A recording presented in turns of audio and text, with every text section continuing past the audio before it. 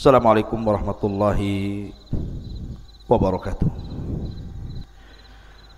Alhamdulillah wassalatu wassalamu ala Rasulillah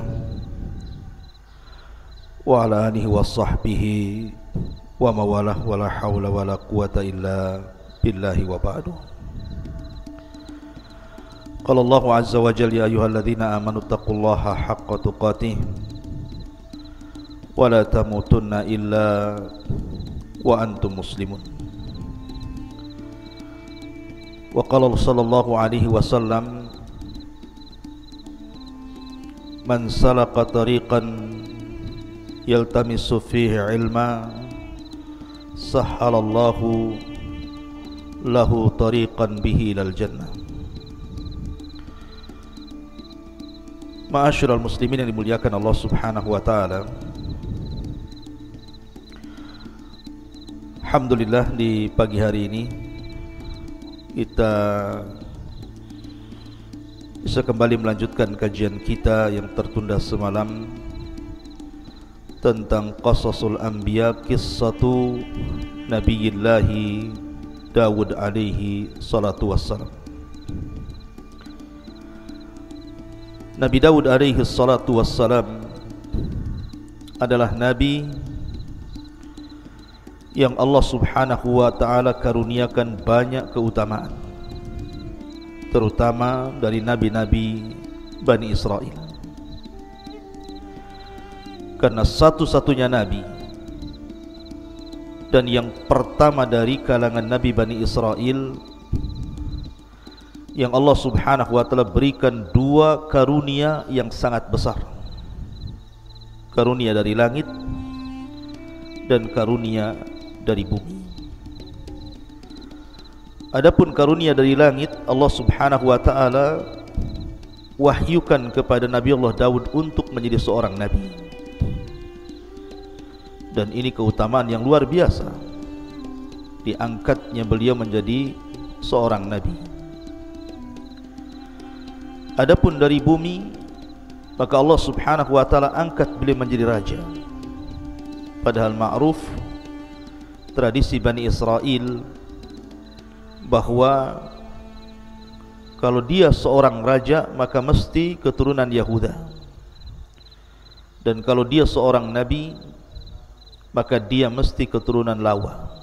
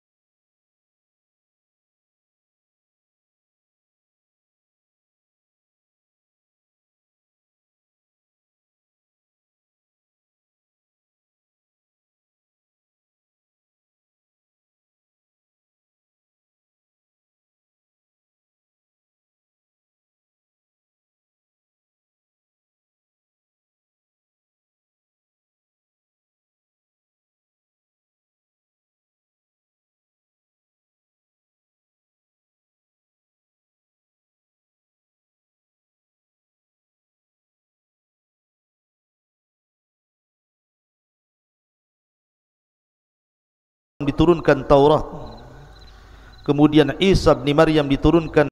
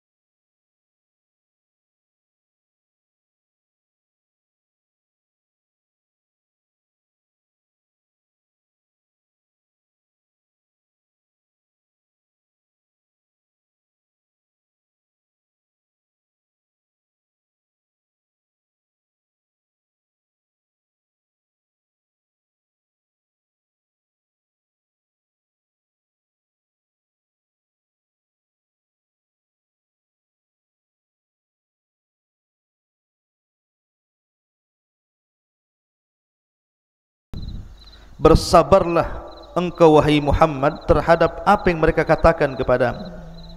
Kita tahu bahwa dakwah Nabi SAW itu penuh dengan tantangan dan rintangan, mulai daripada hinaan, ejekan, cacian, makian, ancaman. Itulah tantangan dakwah Nabi SAW. Sehingga terkadang Nabi SAW sempit hatinya, dan Allah tahu. Makanya kemudian di antara faedah Al-Quran ini sepertiganya bicara tentang qasas, kisah-kisah para nabi, kisah-kisah para rasul, adalah untuk menguatkan hati Rasul, linusabbitu bihi fuadak, agar hati Nabi SAW tenang. Apabila Nabi SAW diancam untuk dibunuh, maka sebelumnya para nabi juga diancam, bahkan dibunuh. Seperti Nabi Allah Yahya ibn Zakaria dibunuh, dipenggal kepalanya. Kemudian juga ayahnya Zakaria digergaji dalam pohon. Kemudian Isa juga diancam oleh kaumnya, kemudian diangkat ke langit karena akan mengalami pembunuhan. Maka di sini Allah Subhanahu wa taala ingin menghibur Nabi SAW dengan mengkisahkan Nabi Allah Daud kepada beliau. Allah Subhanahu wa taala mengatakan, isbir ala ma yaqulun, bersabarlah atas apa yang mereka katakan. Wadhkur abdana Daud dzal aidi innahu awwab, dan ingatlah akan hamba kami. Allah Subhanahu wa taala menasabkan Daud kepada hamba Allah, dan ini idhafah tasyrif namanya, idhafah pengagungan, bahwa Daud ini bukan orang biasa tapi orang mulia, karena dinasabkan dengan kata-kata abdana, diidhafahkan kepada kami, Allah Subhanahu wa taala.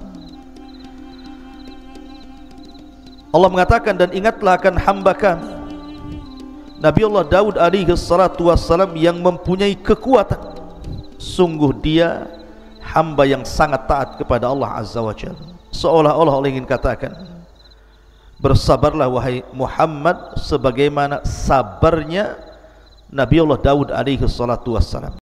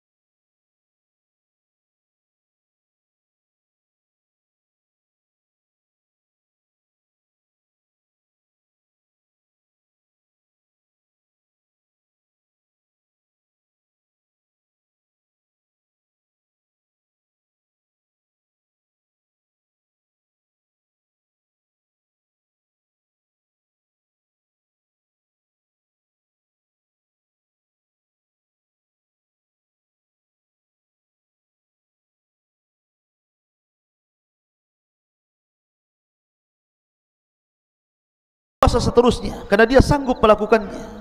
Kalau bisa setiap hari puasa. Tapi Nabi SAW ketika itu mengatakan, sum yauman wa aftir yauman. Walaupun engkau sanggup berpuasa tiap hari wahai Abdullah ibn Amr, tetaplah kau harus berpuasa satu hari dan meninggalkan puasa satu hari. Wa dzalika siyamu Daud. Itulah puasanya Nabi Daud. Wa huwa afdhalus siyam, dan itu seutama-utama puasa. Kata Abdullah bin Amr, ya Rasulullah, inni utiku afdhala min. Aku bisa lebih baik daripada Daud. Setiap hari puasa pun aku sanggup. Tapi Rasul mengatakan, la afdhala min dzalik. Tidak ada yang lebih afdal dibandingkan puasa Daud. Puasa satu hari, tinggalkan satu hari. Kemudian Nabi SAW mengatakan, wa ahabus salati ilallah salatu Daud.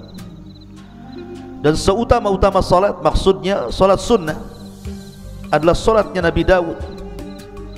Beliau tidur di pertengahan malam, kemudian bangun di sepertiganya, kemudian tidur di seperenamnya. Jadi Nabi Daud alaihi salatu wassalam itu terkenal qawwaman sawwaman. Kalau malam hari dia salat malam, dan kalau siang hari dia berpuasa. Dan dia seorang mujahid, seorang pemberani. Allah berikan kecerdasan kepada Daud alaihi salatu wassalam. Ma'asyiral muslimin yang dimuliakan Allah subhanahu wa ta'ala. Makanya para ulama mengatakan, di antara sebab kekuatan kekuasaan Daud itu karena tiga perkara. Pertama, fi jundihi, dari segi tentaranya sangat kuat dan banyak pasukannya dan tidak pernah terkalahkan. Yang kedua, wa quwwatihi, Allah berikan kekuatan ibadah. Bukan hanya kekuatan kerajaan, tetapi kekuatan ibadah. Dan tentu yang terakhir, nikmatun minallahi alaih, karena itu nikmat yang Allah anugerahkan kepada Daud alaihi salatu wassalam. Apa saja nikmat yang Allah anugerahkan kepada Nabi Allah Daud? Allah lanjutkan dalam surah Sad ayat 18-nya, inna sakharnal jibala ma'ahu yusabbihna bil ashi wal israh. Sungguh kamilah yang menundukkan gunung-gunung itu untuk bertasbih bersama Daud pada waktu petang dan juga pada waktu pagi. Wat-tayra mahsyurah, wat-tayra mahsyuratan kullu lahu awwab. Bukan hanya gunung-gunung ditundukkan kepada Nabi Allah Daud alaihi salatu wassalam, sampai kepada kami tundukkan burung-burung dalam keadaan terkumpul masing-masing sangat taat kepada Allah azza wa jalla. Jadi kisahnya begini. Saya sudah ulangi dari awal tadi, Nabi Daud itu diberikan kehebatan bacaan Zabur. Kalau dia tarannum luar biasa. Dan itu diisyaratkan kepada sabda Nabi SAW ketika memuji orang-orang Asy'ariyun. Jadi ada kabilah di Yaman namanya Asy'ariyin. Kabilahnya Abi Musa al-Asy'ari. Itu dikenal dengan suara Al-Quran yang sangat merdu. Jadi apabila pasukan Asy'ariyun ini berangkat jihad bersama Rasul, safar untuk berjihad, maka apabila di malam hari, kan yang terlibat dalam perang itu bukan hanya satu kabilah, berkabilah-kabilah, salah satunya kabilah Asy'ariyun. Apabila Nabi SAW beristirahat di malam hari dan pasukan pun beristirahat, Nabi SAW tahu di mana letak kabilah Asy'ariyun beristirahat, walaupun banyak kabilah. Sampai-sampai dia mengatakan, innila a'lamu maudi al-asy'ariyina indal jais. Aku tahu di mana letaknya kabilah Asy'ariyun di tengah-tengah pasukan. Kenapa? Karena kebiasaan mereka suka sholat malam dan tarannum Al-Quran.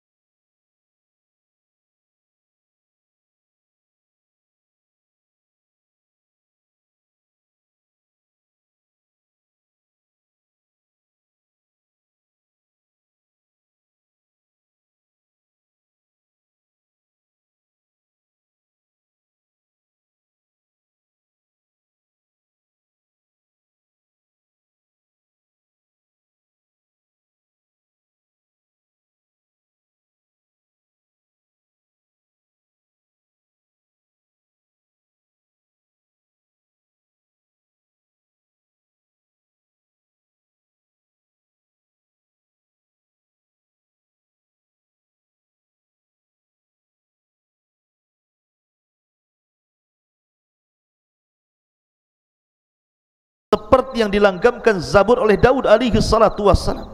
Anda bisa bayangkan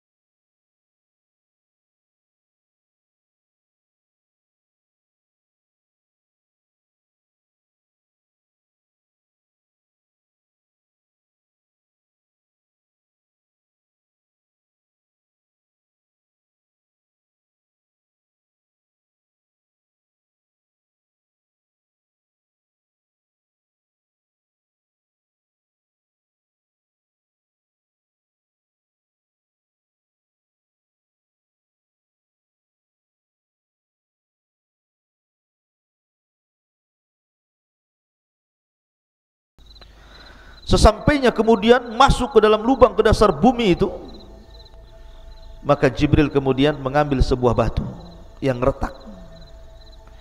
Tiba-tiba batu itu dibelah, rupanya ada ulat di situ.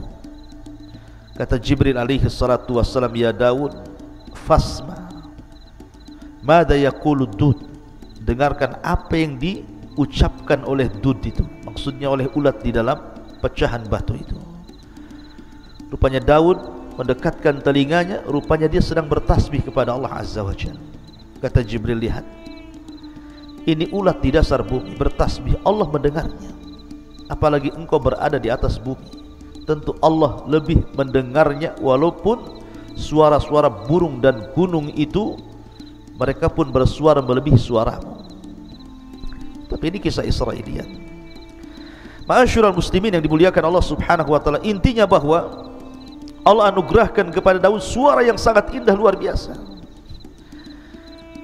Dan ketika suara Nabi Allah Daud itu mempengaruhi suara burung, mempengaruhi gunung, menunjukkan bahwa bacaan ayat-ayat Allah itu memiliki pengaruh kuat kepada manusia.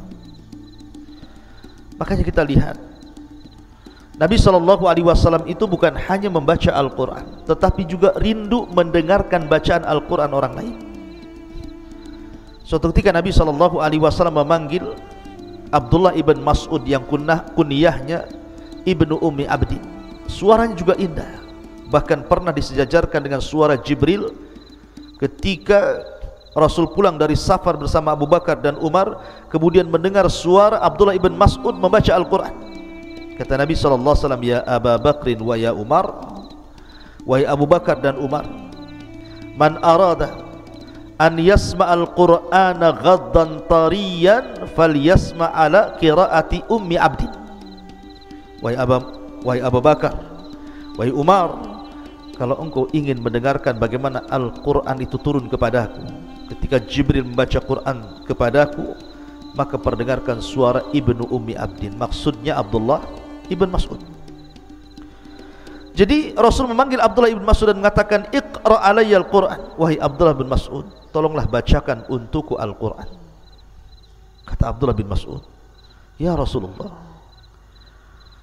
a'aqra'u alayka wal Qur'anu unzila ilaik. Rasul,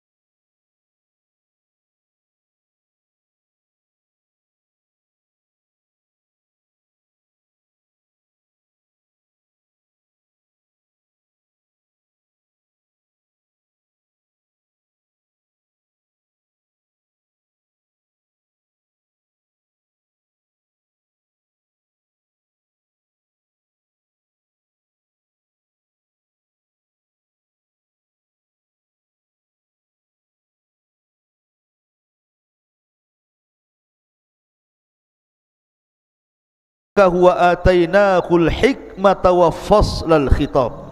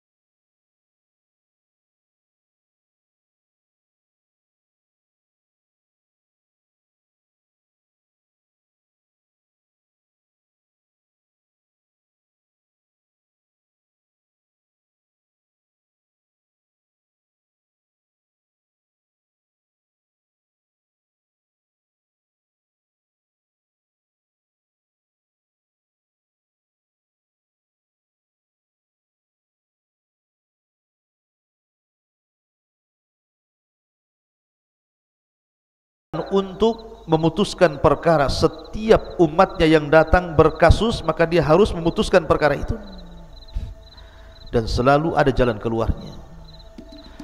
Yang kedua, satu hari dia mengunjungi rakyatnya, bertanya soal kebutuhan mereka, apa yang kurang, apa yang dikehendaki umatnya, sehingga Daud tahu kebutuhannya. Kemudian yang ketiga, satu hari beliau gunakan untuk ibadah, tidak boleh ada siapapun yang mengganggunya sampai kepada keluarganya. Dia punya ruangan khusus, beribadah saja satu hari itu. Dan itulah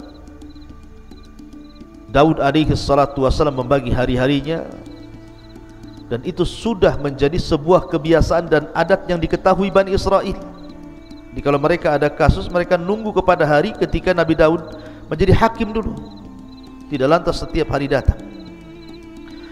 Ma'asyiral muslimin yang dimuliakan Allah Subhanahu wa taala. Kemudian Allah Subhanahu wa taala juga berfirman dalam ayat yang lain, "Wa laqad ataina Dawuda minna fadla ya jibalu awwibi ma'ahu wat-tayra wa alanna lahul hadid ani'mal sabighati wa qaddir fis syardi wa'malu salihan inni bima ta'maluna basir." Dan sungguh kami telah berikan kepada Daud karunia yang sangat besar dari kami. Kemudian Allah mengatakan, wahai gunung-gunung, wahai burung-burung, bertasbihlah berulang-ulang bersama Daud, dan kami telah melunakkan besi untuknya. Buatlah baju besi yang besar-besar dan ukurlah anyamannya, dan kerjakanlah kebaikan, sungguh aku maha melihat apa yang kamu kerjakan.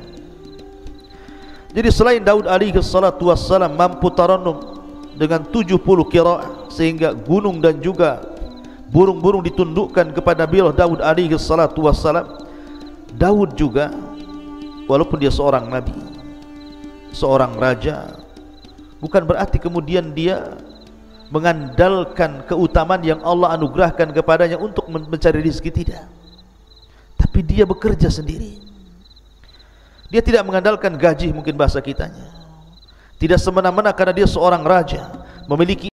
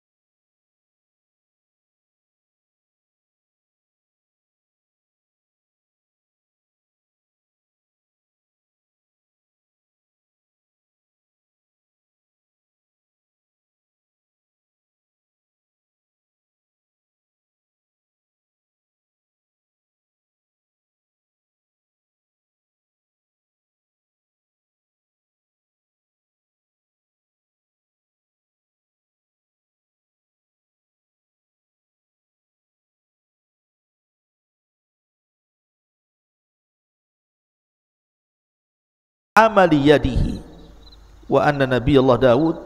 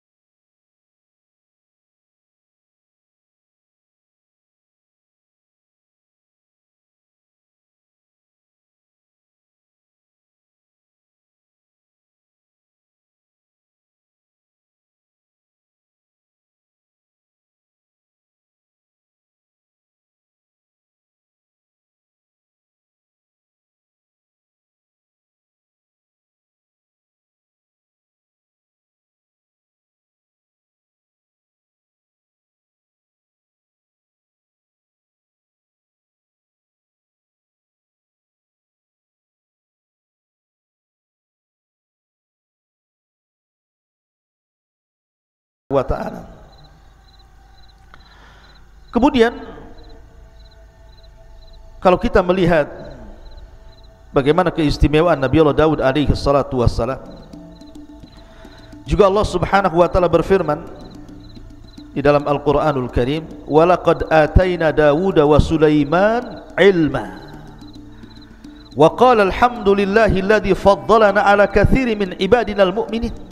Dalam surah An-Naml ayat 15 Allah katakan, dan sungguh kami berikan kepada Daud dan Sulaiman ilmu yang banyak. Kemudian keduanya pun bersyukur kepada dan mengatakan, alhamdulillah, segala puja dan puji hanya milik Allah yang telah mengaruniakan kepada kami dibandingkan kebanyakan dari hamba-hambamu yang beriman. Bersyukur. Jadi Daud dan juga Sulaiman mengajarkan kepada kita, nikmat apapun yang Allah anugerahkan kepada kita itu datang dari Allah. Bersyukurlah kepada Allah Azza wa Jalla akan nikmat itu. Aku itu nikmat dari Allah. Jangan seperti Qarun yang awalnya dia seorang pembaca Taurat hebat, memiliki suara indah membaca Taurat. Qarun itu orang yang dekat dengan Nabi Musa, ahli ibadah. Awalnya dia baik. Ketika dia baru dianugerahkan rizki oleh Allah Azza wa Jalla, dia masih mau sedekah, bayar zakat. Tapi setelah Allah anugerahkan kekayaan yang begitu besar kepada Qarun, dia pun sombong dan mengatakan, innama utitu min ilmin indi, kekayaan ini datang dariku, bukan dari Allah, karena kecerdasanku. Mungkin bahasa kitanya, karena saya sudah kuliah tinggi-tinggi, kalau saya sekarang kaya, jadi manajer, jadi owner perusahaan, wajar itu karena kecerdasanku. Dia lupa bahwa yang berikan rizki itu Allah subhanahu wa ta'ala. Akui itu nikmat dari Allah. Bersyukur dengan cara mengeluarkan rizki Allah itu kepada sesuatu di jalan Allah. Karena banyak orang-orang itu yang mencari rizki dengan cara halal, tetapi kemudian diinfakkan dengan cara yang haram. Harta anda akan ditanya di hadapan Allah, min aina iktasabahu wa fima anfaqahu. Kemana? Dari mana kau hasilkan harta itu, kemana kau belanjakan? Semua akan ditanya. Maka di sini pelajaran yang sangat berharga dari Nabi Allah Daud dan juga Sulaiman putranya, beliau memuji Allah subhanahu wa ta'ala, alhamdulillah. Makanya Nabi Allah Sulaiman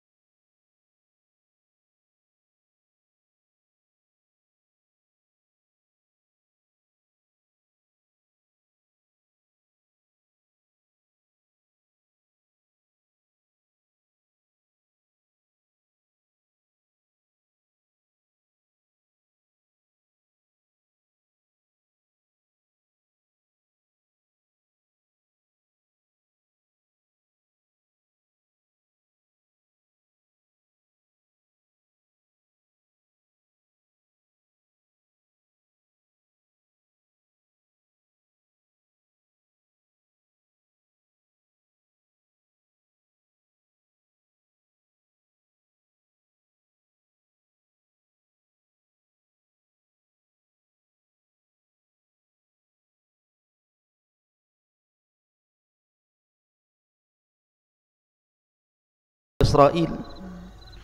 Dia mampu mengelola kerajaan begitu.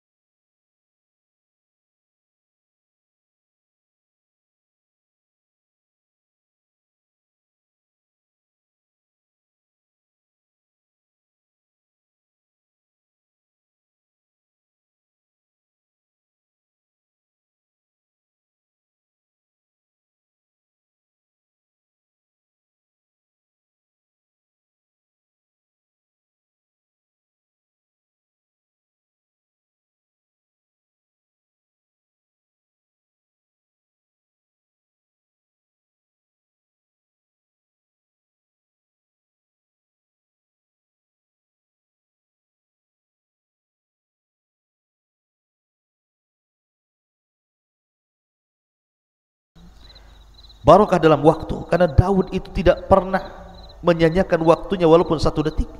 Bagaimana tidak di malam hari dia tahajud. Kanu minal laili ma yahjaun.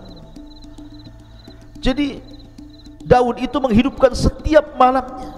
Dan begitulah adatul anbiya, kebiasaan para nabi. Lihat Rasulullah SAW sampai diwajibkan qiyamul lail bagi dia, sehingga di masa tuanya kaki-kaki Rasul pecah-pecah. Sehingga Aisyah radhiyallahu anha mengatakan, ya Rasulullah, kau sudah sepuh, sudahlah kerjakan yang wajib-wajib, tinggalkan yang sunnah-sunnah. Tapi Rasul mengatakan, ya Aisyah, afala akuna abdan syakur, salahkah saya menjadi hamba Allah yang bersyukur? Maka salat melahirkan syukur. Daud tidak pernah menyanyiakan di waktu malam, dan tidak menyanyiakan di waktu siang. Dia berpuasa dan berjihad. Subhanallah, barokah waktunya. Dan Allah mudahkan bacaan Zabur kepadanya, sehingga Allah subhanahu wa ta'ala anugerahkan suara yang sangat indah dan mempengaruhi makhluk-makhluk di sekitarnya. Kemudian nomor 7, husnus saut, indahnya suara. Saya katakan Daud memiliki 70 qiraah. Satu qiraah lebih indah daripada qiraah berikutnya, dan itu keistimewaan. Makanya saya katakan, anda yang memiliki suara emas, suara indah, gunakan untuk baca Quran. Bukankah Rasul yang mengatakan, man qara harfa min kitabillah falahul hasanatu wal hasanatu bi asyri amthaliha, la aqulu alif lam mim harfun walakin alifun harfun wa lamun harfun wa mimun harfun, kata Rasul. Saya membaca 1 huruf, siapa yang membaca 1 huruf dalam Al-Quran, maka dia dapat 1 kebaikan yang dilipat gandakan 10 kali lipat kebaikan. Aku tidak katakan alif lam mim 1 huruf, tapi alif 1 huruf, lam 1 huruf, mim 1 huruf. Anda bisa bayangkan, baca surah Al-Fatihah saja, kalau 1 huruf 10 kebaikan, berapa kebaikan yang anda akan dapati dari baca Al-Quran itu. Ma'asyiral muslimin yang dimuliakan Allah subhanahu wa ta'ala, adapun beberapa kisah yang terkait dengan Nabi Allah Daud alaihi salatu wassalam disebutkan dalam riwayat Abi Hurairah radhiyallahu anhu. Jadi ketika Allah subhanahu wa ta'ala menciptakan Adam alaihi salatu wassalam, kemudian meniupkan ruh, kemudian dia pun bersin. Kemudian Allah mengajarkan untuk membaca Alhamdulillah. Kemudian Allah jawab, yarhamukallah. Kemudian Allah mengatakan, idhab ila ulaikal malaika, wahai Adam, temui para malaikat yang ada di hadapan, ucapkan kepada mereka assalamualaikum. Maka Adam pun kemudian datang kepada para malaikat mengucapkan assalamualaikum, dan malaikat menjawab wa'alaikum.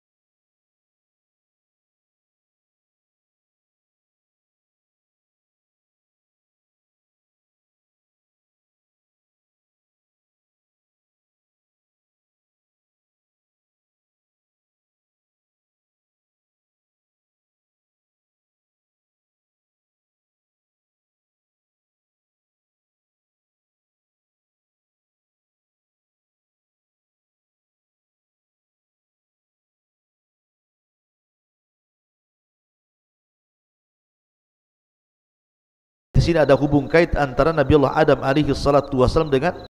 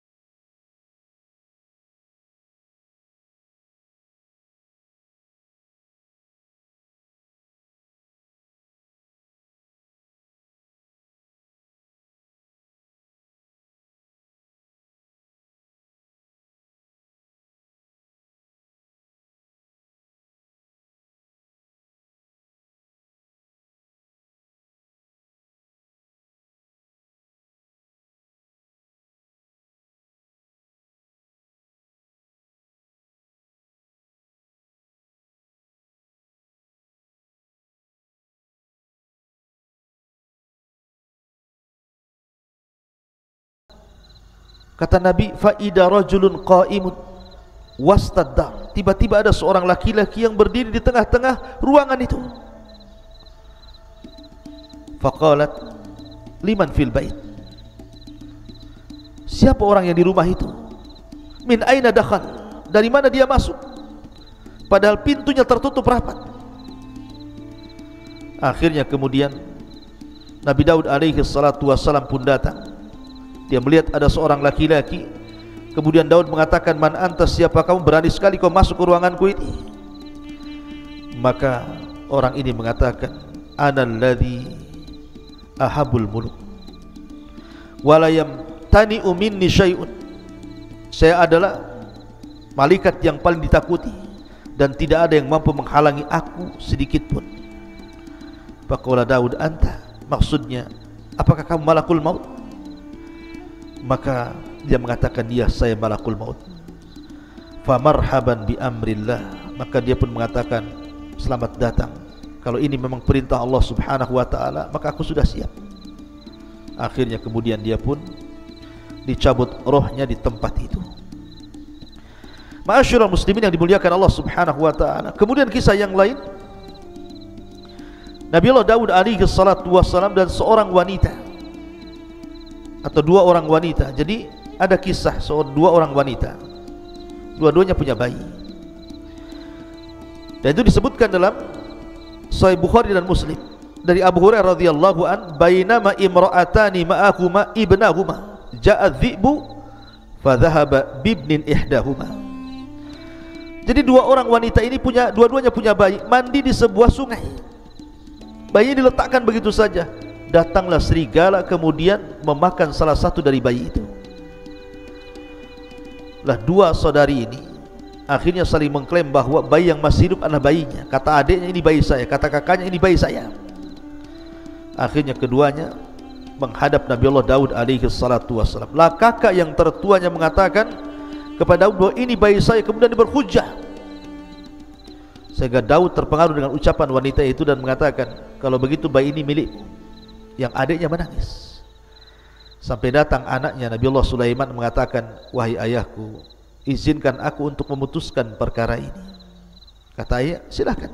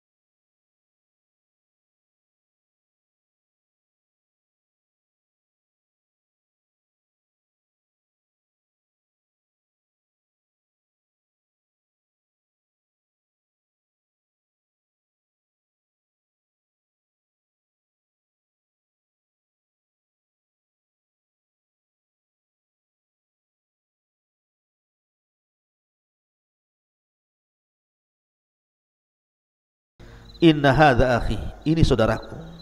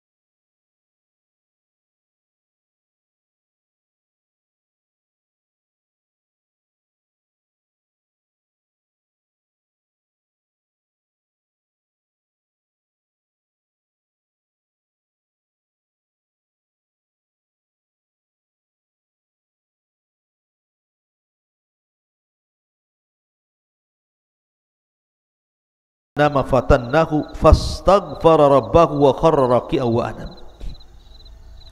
Kalau Allah Subhanahu wa taala mengatakan, dan sungguh memang banyak di antara orang-orang yang bersekutu itu benar-benar berbuat zalim sebagian mereka kepada sebagian yang lainnya. Masalahnya di sini Nabi Daud alaihi salatu wassalam dalam hal ini memang kurang bijak. Karena Nabi Allah Daud alaihi salatu wassalam hanya mendengarkan satu pihak dan tidak mendengarkan pihak lain. Dia hanya mendengarkan dari pihak orang yang satu kambing itu, yang mempunyai satu kambing, dan tidak mendengarkan pihak yang kedua yang memiliki 99 kambing. Masalahnya apa sehingga dia mau ngambil satu kambing itu? Harusnya kan dua-duanya. Oke, masalahnya apa? Karena kalau orang berserikat itu kebanyakan mereka pasti ada masalah. Karena Allah yang mengatakan kalau orang sudah berserikat dalam usaha, kebanyakan itu satu dengan yang lain pasti saling menzalimi. Sedikit sekali orang yang berserikat itu berakhir dengan kebaikan, rata-rata berakhir dengan keburukan. Satunya menzalimi, satunya mendustai, satunya mengambil hasilnya, satunya begitu seterusnya. Ada yang mengatakan asbab nuzul ayat ini, dan ini sekali lagi kisah Bani Israel. Dan kaedah ketika kita mendengar kisah Bani Israel, kalau memang kisah itu sesuai dengan Al-Quran dan Sunnah kita terima. Tapi kalau kisah itu tidak sesuai dengan Al-Quran dan Sunnah maka kita tolak. Maka kenapa kita tidak boleh membenarkan secara mutlak, tidak boleh mendustakan secara mutlak? Walaupun Rasul mengatakan hadithu am Bani Israel wala haraj, kisahkan tentang Bani Israel dan tidak mengapa. Jadi Nabi Daud suatu ketika keluar rumah, rupanya melihat ada seorang wanita yang sedang mandi, nampak auratnya. Tiba-tiba Nabi Daud tertarik dengan wanita itu. Akhirnya dia bersiasat. Karena setelah ditelisik rupanya wanita itu bukan seorang gadis, tapi seorang wanita yang sudah bersuami. Dan nama suaminya Uria. Jadi akhirnya Nabi Daud bersiasat ingin mengambil wanita itu, masalahnya dia bersuami. Maka ketika Daud mempersiapkan pasukan perang, maka dia panggil Uria, suami daripada wanita itu, untuk terlibat dalam perang, kemudian diletakkan di tengah-tengah pasukan supaya dia mudah terbunuh. Akhirnya berangkatlah pasukan itu, dan suami daripada wanita ini Uria dilibatkan di tengah-tengah pasukan, bahkan paling depan. Akhirnya terbunuhlah wanita itu, terbunuhlah suami dari wanita itu.